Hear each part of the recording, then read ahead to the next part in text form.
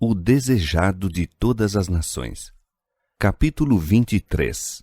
O reino de Deus está próximo.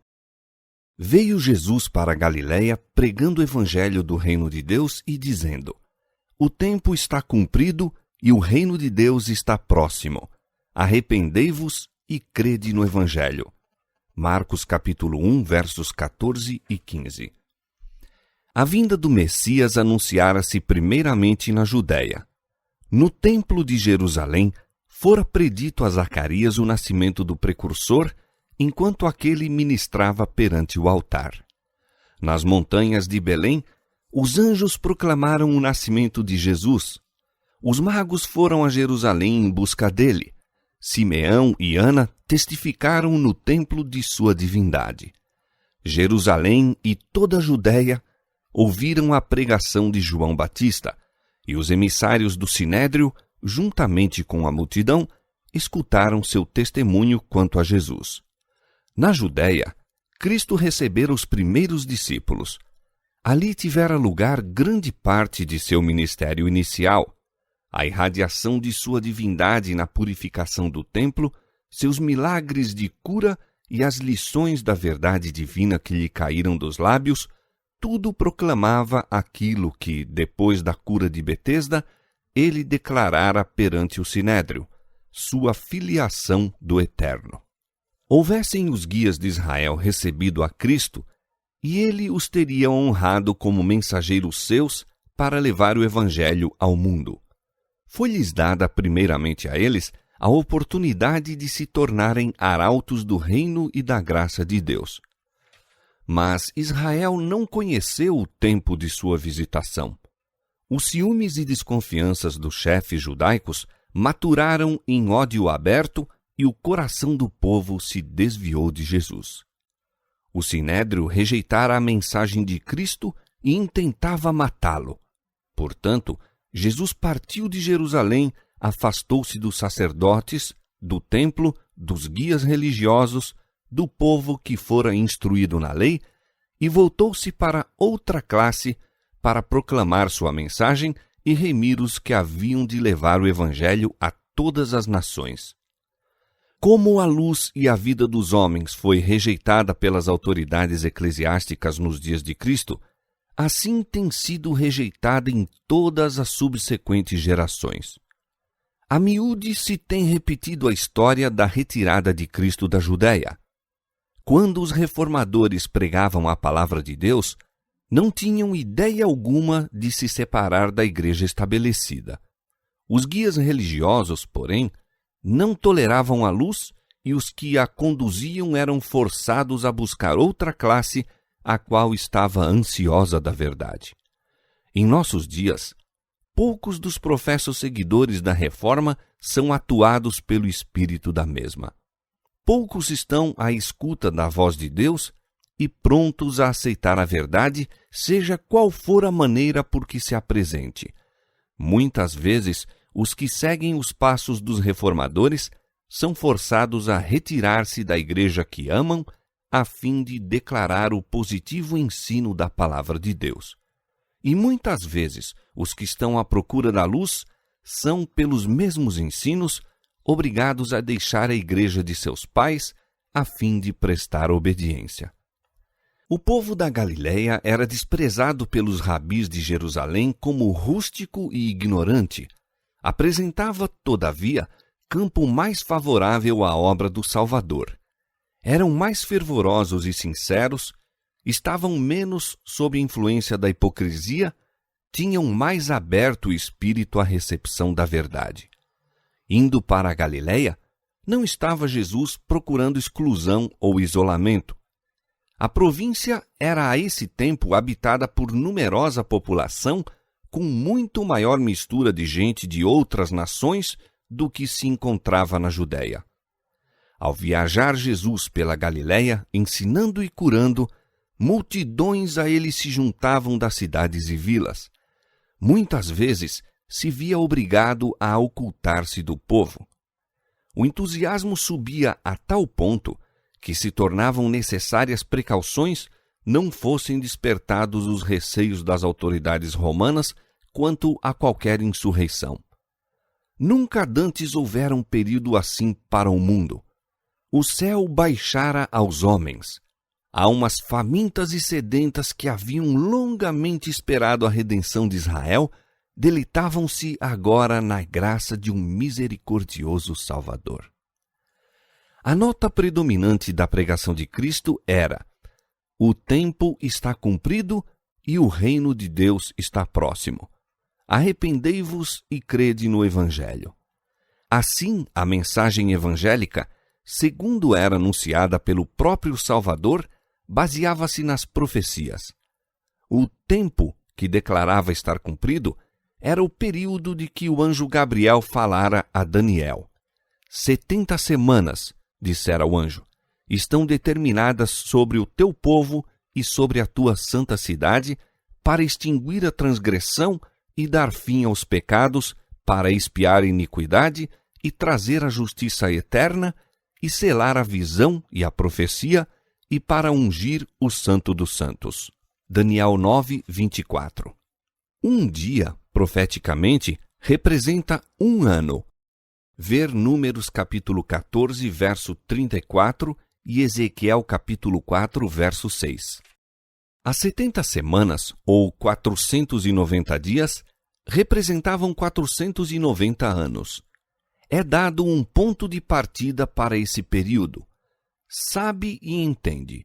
Desde a saída da ordem para restaurar e para edificar Jerusalém até o Messias, o príncipe, 7 semanas e 62 semanas, Daniel 9, 25, 69 semanas ou 483 anos. A ordem para restaurar e edificar Jerusalém, confirmada pelo decreto de Artaxerxes Longímano, ver Esdras capítulo 6, verso 14 e capítulo 7, verso 1. Foi dada no outono de 457 a.C. Daí, 483 anos estendem-se ao outono de 27 depois de Cristo. Segundo predição dos profetas, esse período devia chegar ao Messias, o ungido. No ano 27, Jesus recebeu, em seu batismo, a unção do Espírito Santo e pouco depois começou seu ministério. Foi então proclamada a mensagem: o tempo está cumprido. Então, disse o anjo, ele firmará um concerto com muitos por 1 semana, 7 anos. Durante 7 anos, depois de começar o Salvador seu ministério, o Evangelho devia ser pregado especialmente aos judeus. 3 anos e meio pelo próprio Cristo e depois pelos apóstolos. Na metade da semana, fará cessar o sacrifício e a oferta de manjares. Daniel 9, 27. Na primavera de 31 depois de Cristo, o verdadeiro sacrifício, foi oferecido no Calvário. Então, o véu do templo se rasgou em 2, mostrando que a santidade e significação do serviço sacrificial desapareceram. Chegara o tempo de cessar o sacrifício terrestre e a oblação. A semana, 7 anos, terminou em 34 depois de Cristo. Então, pelo apedrejamento de Estevão, os judeus selaram afinal sua rejeição do Evangelho. Os discípulos, espalhados pela perseguição, iam por toda parte anunciando a palavra, Atos capítulo 8, verso 4, e depois Saulo, o perseguidor, se converteu e tornou-se Paulo, o apóstolo dos gentios. O tempo da vinda de Cristo, sua unção pelo Espírito Santo, sua morte e a pregação do Evangelho aos gentios foram definidamente indicados. O povo judeu teve o privilégio de compreender essas profecias e reconhecer seu cumprimento na missão de Jesus. Cristo insistia com seus discípulos quanto à importância do estudo profético. Referindo-se à profecia dada a Daniel acerca do tempo deles, disse: quem lê, entenda. Mateus 24:15. Depois de sua ressurreição, explicou aos discípulos, começando por todos os profetas o que dele se achava em todas as Escrituras. Lucas 24, 27. O Salvador falara por intermédio de todos os profetas. O Espírito de Cristo que estava neles indicava anteriormente testificando os sofrimentos que a Cristo haviam de vir e a glória que se lhes havia de seguir. 1 Pedro capítulo 1, verso 11. Foi Gabriel, o anjo que ocupa a posição imediata ao Filho de Deus, que veio com a divina mensagem a Daniel. Foi Gabriel, seu anjo, que Cristo enviou a revelar o futuro ao amado João.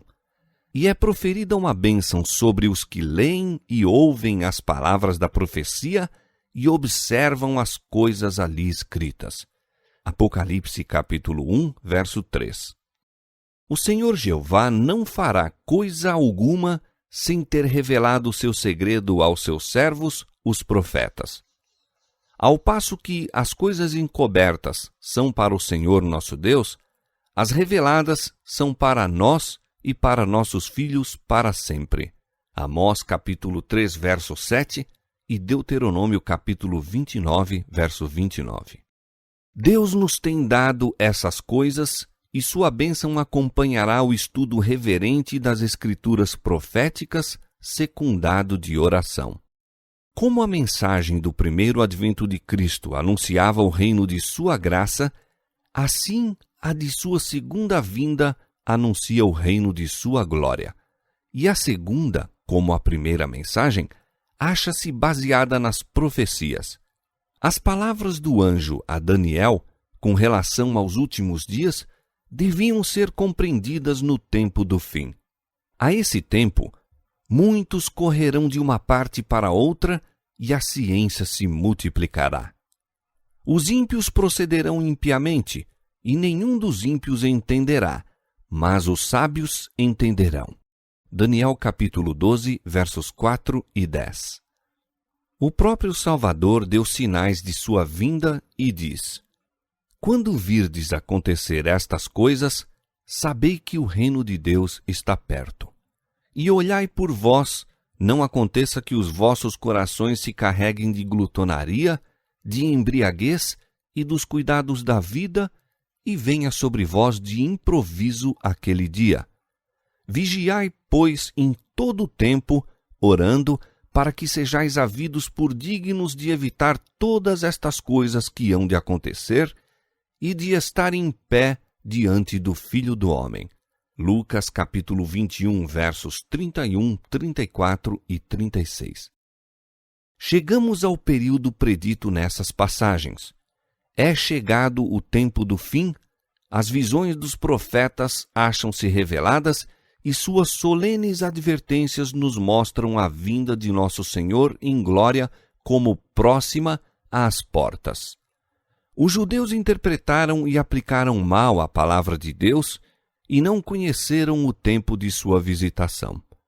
Os anos do ministério de Cristo e seus apóstolos, os derradeiros anos de graça para o povo escolhido, passaram-nos tramando a destruição dos mensageiros do Senhor. Terrestres ambições os absorviam e o oferecimento do reino espiritual foi-lhes feito em vão. Assim, hoje, o reino deste mundo absorve os pensamentos dos homens e não observam o veloz cumprimento das profecias e os indícios do rápido aproximar do reino de Deus. Mas vós, irmãos, já não estáis em trevas para que aquele dia vos surpreenda como um ladrão, porque todos vós sois filhos da luz e filhos do dia. Nós não somos da noite nem das trevas. Se bem que não saibamos a hora da volta de nosso Senhor, podemos conhecer quando está perto. Não durmamos, pois, como os demais, mas vigiemos e sejamos sóbrios. 1 Tessalonicenses capítulo 5, versos 4 a 6.